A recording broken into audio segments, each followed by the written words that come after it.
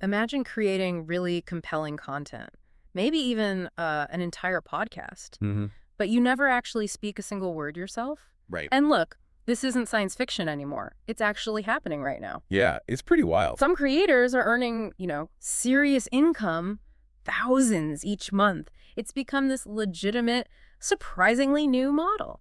2-sec silence. Okay, so let's explore this shift, this change in content creation. Let's do it. Today, we're taking a deep dive into these AI-generated podcasts. We've looked at sources that give a pretty comprehensive guide to this whole space. Yeah, there's some good stuff out there. We'll try and uncover why they're gaining traction so fast, and then maybe walk you through the practical steps, how you could actually bring your own to life. From scratch. Exactly. Right. From the initial script idea right through to publishing that first video. We should also touch on, how people are making money from this and some of the ethical questions that pop up. Definitely need to cover those. So it feels like we're standing at a new frontier here. It really is about building an engaging podcast channel, but without ever using your own voice. And this isn't just some fleeting trend, right? Our sources are calling it a truly transformative model. It's already helping creators pull in like thousands of dollars every single month. Yeah, and it's really important to get this straight right off the bat. These aren't those clunky robotic voices you might remember from like 10 years ago. Right, right. We're talking about sophisticated, surprisingly natural conversations now. They've got realistic pauses. You can hear breathing sometimes, even, subtle emotional responses. It's evolved, like, dramatically. And what's really striking when you look at the timing is just how early this opportunity still feels. Yeah. Most of the powerful AI tools making this possible, they're less than a year old. Crazy, isn't it? It means the market for this kind of content is still pretty wide open. It's far from saturated. Exactly. And you see that in the results from the early adopters. I mean, some channels have just exploded. Millions of views, hundreds of thousands of subscribers in just a few months. That's rapid scale, truly rapid. Whoa, okay. Just imagine building that kind of audience that fast, and you haven't uttered a single sentence yourself. That's just a completely different scale of content creation. It really is. It makes you wonder, though, beyond just the big numbers, what's really driving this kind of explosive growth? What makes them so compelling? Well, fundamentally, it's tapping into that human preference for natural conversation. Right. But delivering it with AI's consistency. Right. It seems like we just, we inherently love listening to conversations. That natural flow of dialogue, it makes information feel more engaging somehow. Easier to digest. Easier to digest, exactly. And these AI podcasts, they tap directly into that preference, and they can do it at scale. And look, the numbers really confirm this preference. Lots of these emerging channels are attracting huge audiences, hundreds of thousands of subscribers, millions of views. And it's not just vanity metrics either. These channels, estimates put them at generating thousands, maybe even tens of thousands of dollars per month just from YouTube ads. Wow. That's significant income. And that's only ad revenue, right? That doesn't even count other potential streams like sponsorships Or affiliate marketing, yeah, or selling your own products. Right. Lots of possibilities. So what's changed? Why now? But what's fascinating is how the underlying technology has finally kind of hit this tipping point. You've got tools now, like Wondercraft AI, especially with its convo mode. Convo mode. Yeah, convo mode. It's made these AI podcasts sound incredibly realistic. This just wasn't really possible even a year or two ago. Okay, tell us more about that. What exactly is convo mode? So basically, convo mode lets the AI voices overlap naturally. They can interrupt each other. They can react. It creates these genuinely sounding interactions. It's a real game changer for making conversational AI feel, conversational. Okay, so that's the key. That level of realism is what's fueling some of that viral success we're seeing. Pretty much. And because these specific tools are so new, like you said, there's probably very little competition in most niches right now. Which really creates this unique window, doesn't it? It's an ideal opportunity for early adopters to get in there and establish themselves while the field's still relatively open. So beyond just making it sound real, what's the big strategic advantage of something like convo mode then? Yeah, it just unlocks that authentic sounding dialogue at a scale that wasn't possible before, making the content genuinely engaging. Okay, let's pivot a bit. Let's get practical. Starting out, the foundation for any good podcast, AI or not, is a great script. Absolutely. And our sources seem to highlight Wondercraft AI pretty consistently for producing the most natural sounding conversations. Yeah, they seem to be leading the pack there. And you can actually start with their free trial, which is pretty neat. It lets you generate a short AI podcast. Oh, okay. It's a smart way to just, test the waters, see if it clicks for you and your idea. Right. But for full-length podcasts, you'd need their creator account. Yeah, that's right. But honestly, the investment there is relatively small, especially when you think about the potential returns we were just talking about. Consider it an investment in a potentially profitable venture. Okay, so you're in Wondercraft. What's next? Right. So once you're logged into the studio, you'll start a new audio project. Yeah. And the key thing, the really crucial step, is to activate that game-changing feature, convo mode. That's what unlocks the realistic back and forth. And like you mentioned, this is what layers the voices so they sound natural, allows them to interrupt, maybe laugh, respond emotionally. Exactly. It makes it feel incredibly human, which is the whole point. So you select the podcast prompt, choose convo mode, and then you just customize your parameters. Like what? Well, first, niche selection. Super important. Pick a topic that genuinely interests you, but also one that has an audience, obviously. Think, technology, business, health, education. Your underlying passion here really helps with consistency. Makes sense. Then you set the duration. 10 to 30 minutes seems to be a sweet spot for YouTube. Give your podcast a catchy name. Assign names to your AI host, too. Names that kind of fit the personality you want. Okay. And for interaction style, definitely allow interruptions. That ensures that truly natural conversational flow. Now, here's something that sounds really powerful, adding source material. You can upload documents, articles, website content. Oh, yeah, this is huge. The AI then uses that information to generate really informed discussions. It's not just making stuff up. A practical tip on that. You can use something like ChatGPT to summarize, say, a long article first. Then ask it to convert that summary into a PDF. Ah, clever. Yeah, it gives Wondercraft clean, organized source material to work with. It's kind of like stacking Lego blocks of data, nice and precise for the AI. So you set all the parameters, upload your source PDF, then what? Then Wondercraft just generates a complete podcast script. Full, natural-sounding dialogue between your two AI hosts. And it does it in, under a minute. It's impressively fast. Wow. Under a minute. Can you tweak it afterward? Oh, yeah, absolutely. You can edit the script line by line for each host. And that's crucial, really, for maintaining quality control and making sure the content aligns exactly with what you want to say. So what's the biggest leverage point, the main benefit of using source material for generating these AI scripts? It basically lets the AI instantly transform potentially complex knowledge into something digestible and conversational for your listeners. Gotcha. Okay, script done.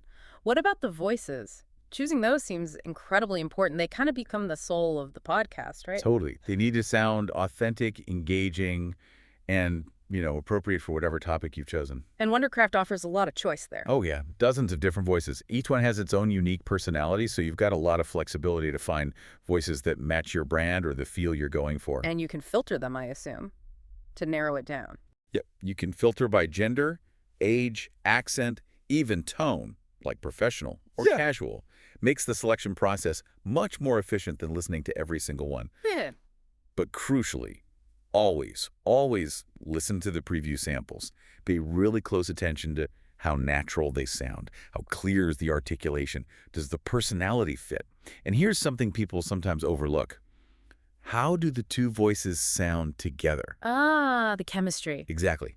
Do they complement each other? Yeah. Or do they clash? It matters. Okay, so you find two voices you like, they sound good together. You select them, then hit generate. Yep. And Wondercraft actually lets you regenerate the podcast up to 3 times using the same credits. Each generation gives slightly different interpretations from the AI voices, so you can listen to a couple and choose your absolute favorite version. That's handy. And just a general tip, always look for trial periods or introductory offers on these kinds of AI tools. Lots of companies provide them. It's a good way to minimize those initial costs when you're starting out. Good advice. So, stepping back, how much impact does that voice selection really have on keeping listeners engaged and coming back? Honestly. It pretty much defines the entire perceived authenticity and the connection listeners are going to feel with your content. It's huge. Okay. Makes sense. So the audio is the heart of it, absolutely. But if you're putting this on YouTube, you're going to need some visuals too. Right. They're pretty crucial for getting discovered and keeping people watching. What's the approach there? Do they need to be complex?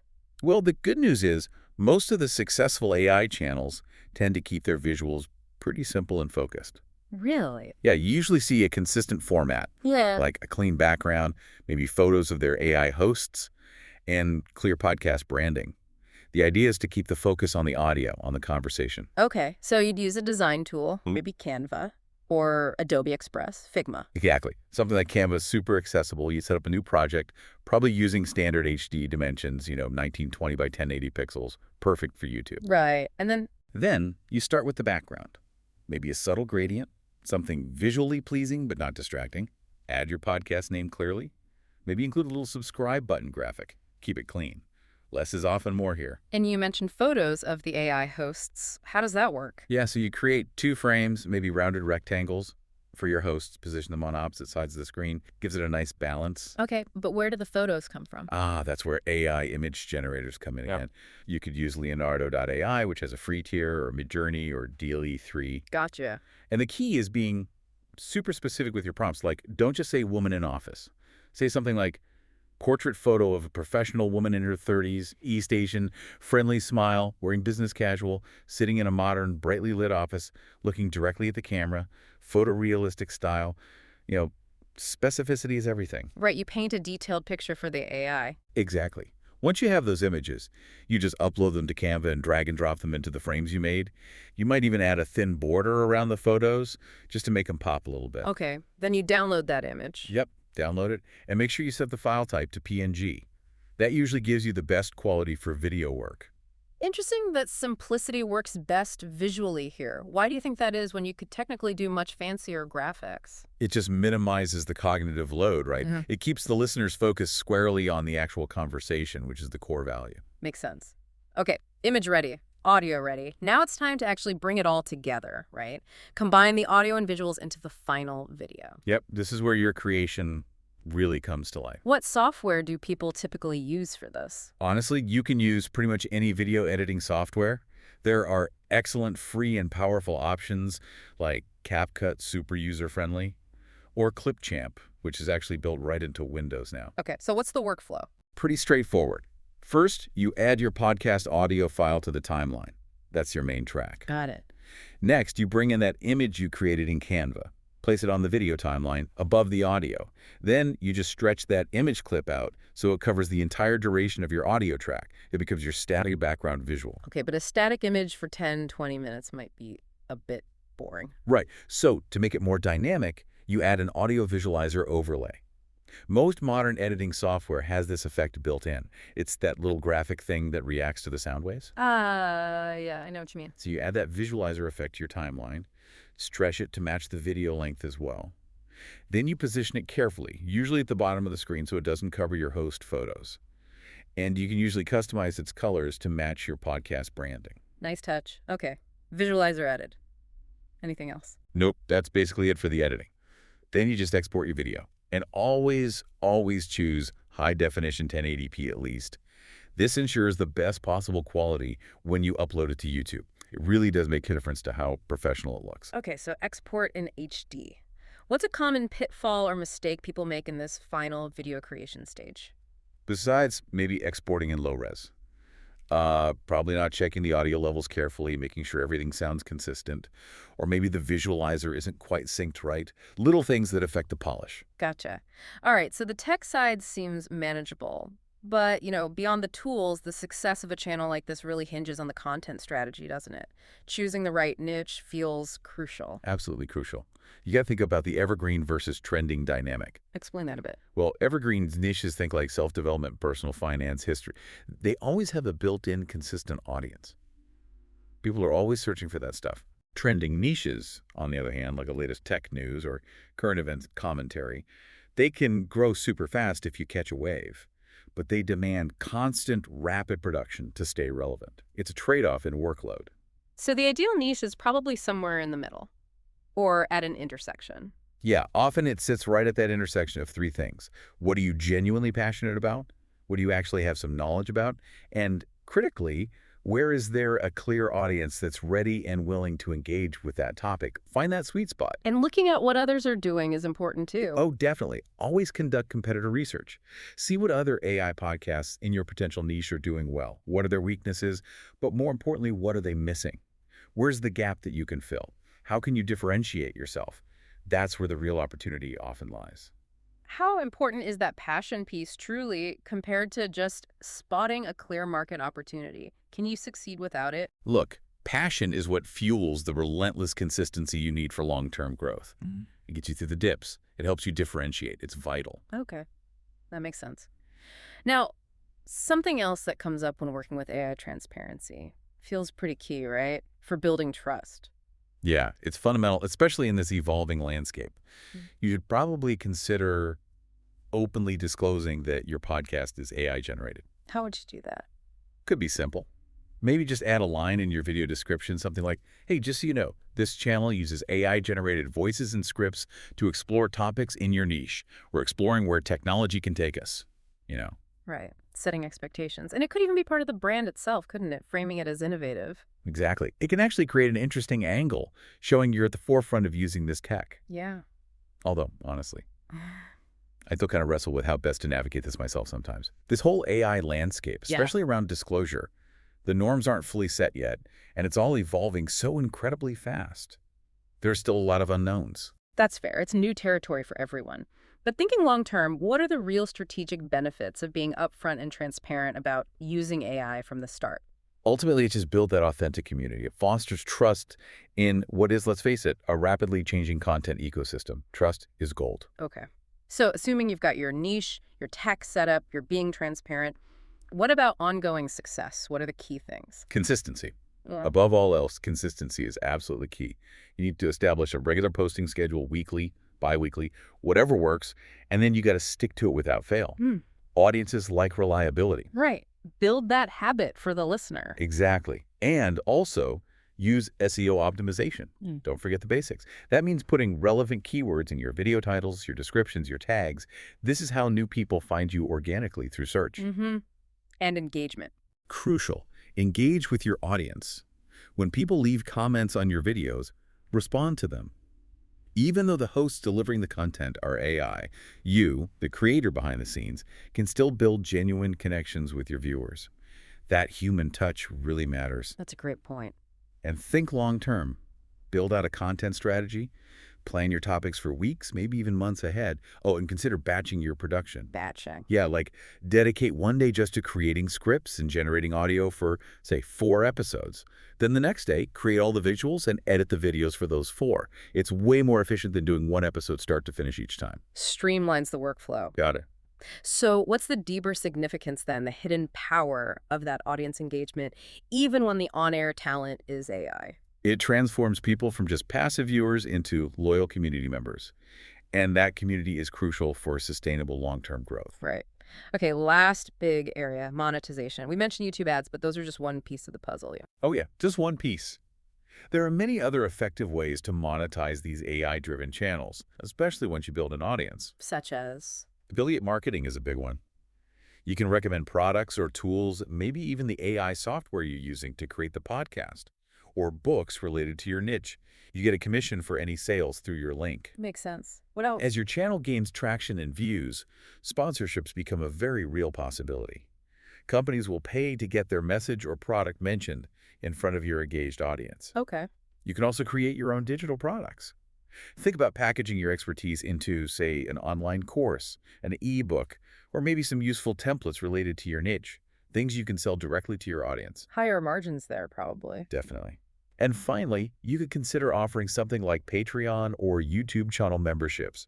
Give your most dedicated fans access to exclusive content, maybe early releases or behind-the-scenes stuff for a small monthly fee. It fosters that deeper connection and provides recurring revenue. Lots of options beyond just ads then. Which of those strategies typically offers the highest profit margins for this kind of AI-generated content channel? Generally, digital products you create yourself or significant sponsorships tend to yield the most profit, mainly due to lower overhead compared to affiliates, or potentially higher value than ad revenue alone. Okay. So, wrapping this all up then, we've covered a lot of ground. What does this all mean for someone listening right now? I think the big takeaway is that the opportunity to create a successful AI podcast business is incredibly real. And maybe more importantly, it's highly accessible right now, even if you've never created content before. Yeah, it feels like with the right tools, which are clearly available, combined with consistent effort and really focusing on providing genuine value in your chosen niche, you actually can build a truly profitable channel this way. Absolutely. The key takeaway, if there's one thing, is probably start now. Don't wait. The market, as we said, is still relatively new. The technology is mature enough, it's ready, and the business model is proven. We see it working already, generating significant income for those early adopters. Yeah, those early success stories really do show immense potential here. It's a truly fascinating time in content creation, isn't it? Where some of those traditional barriers to entry are just dissolving thanks to AI. Completely. Now, success obviously won't happen overnight. It takes work. But the potential rewards, as we've discussed, can be pretty significant. The future of content creation is definitely here, and AI is a huge part of it. No doubt. This deep dive hopefully has explored some of the how and the why behind AI-generated podcasts. The question really isn't whether this opportunity will continue to grow. It seems clear it will. Mm-hmm. The real question is whether you'll be a part of it. Think about that for a bit. We'll catch you on the next deep dive.